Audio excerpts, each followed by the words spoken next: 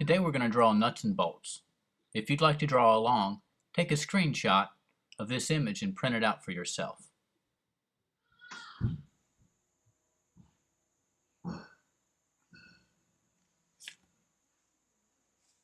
We'll start by trying to determine the angle of the bolt itself. Check that against the bolt, and once we're satisfied, we can make a line that's parallel to that that's going to become the bottom edge of the bolt.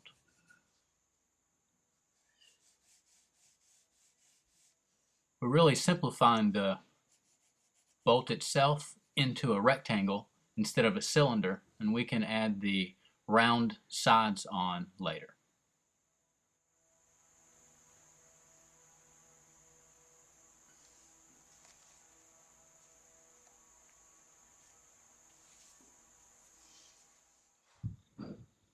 Well, it's later, so I guess I'll go ahead and convert my rectangle into a cylinder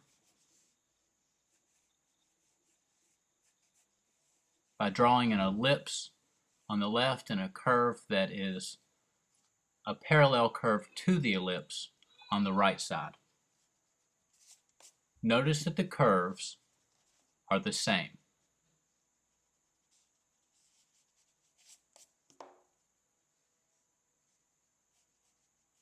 I want to knock the corners off of my bolt so that it feeds smoothly into the curve, because cylinders don't have corners, so I want to get rid of those corners. I'm going to make some lines now that are parallel to my bolt, and these lines will eventually become the nut and the head of the bolt. This drawing is about relationships between different parts.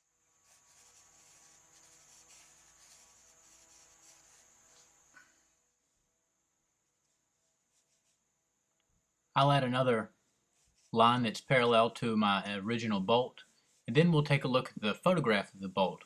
Notice how the edges line up with the angle of the cylinder itself.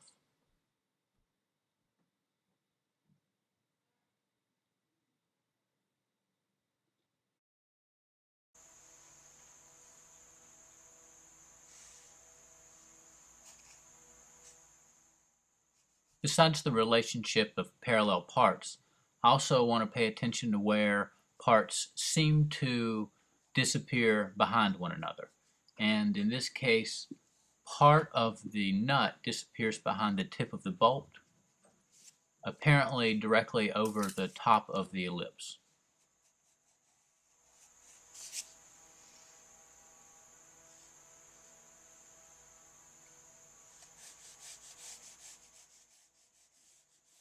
This line I'm drawing below my cylinder is going to become one of the lower edges to our bolt head and nut. And with these lines in place, I can now work on the other angles that make up the bolt and the bolt head and the nut, the angles that connect all of these parallel lines.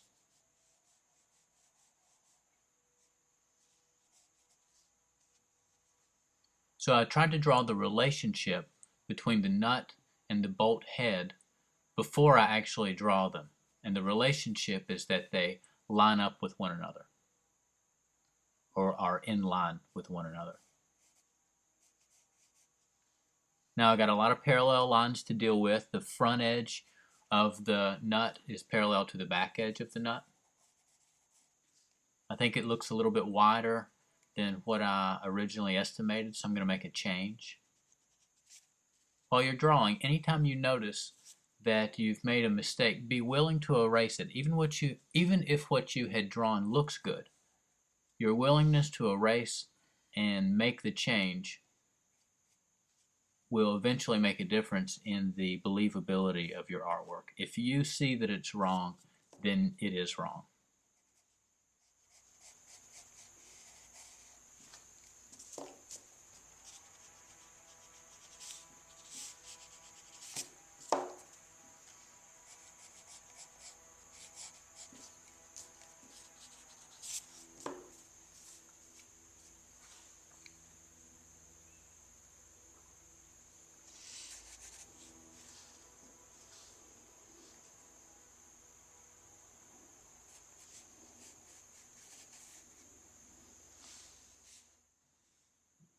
These two vertical lines that I have drawn are there as a guide just to make sure that some of these corners are lined up with one another. They appear to be stacked on top of one another, the corners that are at the bottom of the nut, and so by making sure that I've laid them out with these vertical lines, I'll communicate that in my drawing. So don't be afraid to draw extra lines or draw through your drawing to make sure that those relationships of different parts are correct.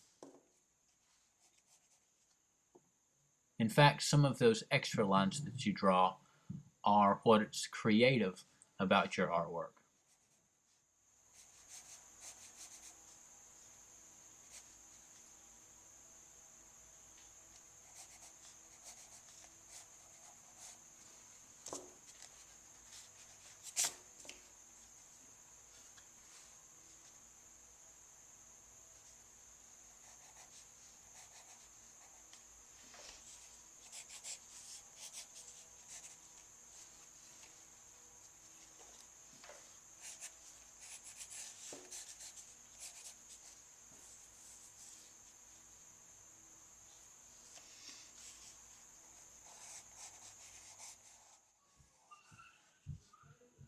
Okay, determining how the bolt feeds into the bottom of the nut is as simple as drawing a line exactly like one side of the ellipse that makes up the bottom of the bolt.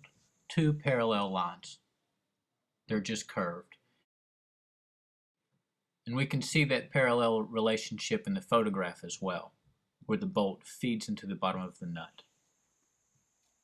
The curve on the bottom of the ellipse equals the curve at the bottom of the nut equals the curve at the top of the bolt.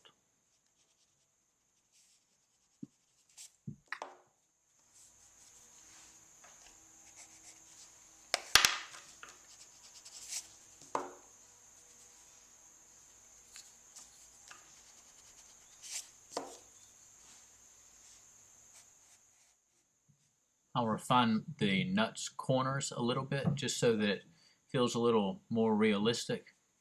The corners aren't exactly sharp, they're rounded off just a little bit. That's actually so that a socket can go over them easily.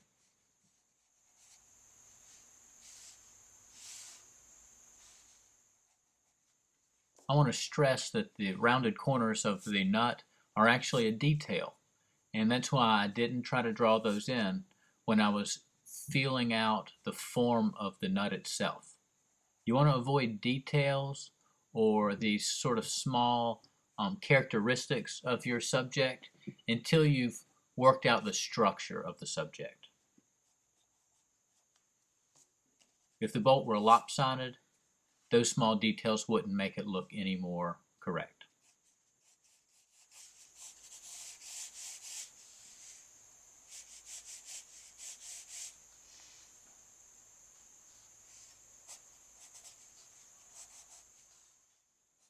Notice that I've overdrawn an angle on the edge of the nut to help me start the head of the bolt itself. The head of the bolt and the nut are pretty much the same object, except that one of them is not quite as thick as the other. So these lines that make the corners between the top and bottom just won't be quite as wide. Otherwise, all of the rest of the lines are parallel to lines that I've already drawn. So I just have to use them again. No need to reinvent the wheel. No need to do the work, all the hard work that I did to draw the nut. There's no reason to repeat all that labor. Just make sure that my lines are staying parallel to the nut itself.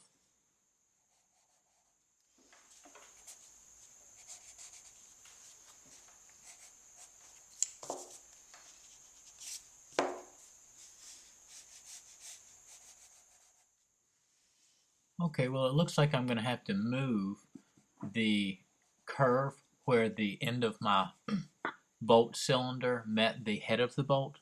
Looks like I overestimated the length of that, but that's no problem. Take another good look at the original bolt. And with that, we've finished part 1. Our line drawing of nuts and bolts is complete. Tune in for part 2, where we'll add value using a value scale to guide us.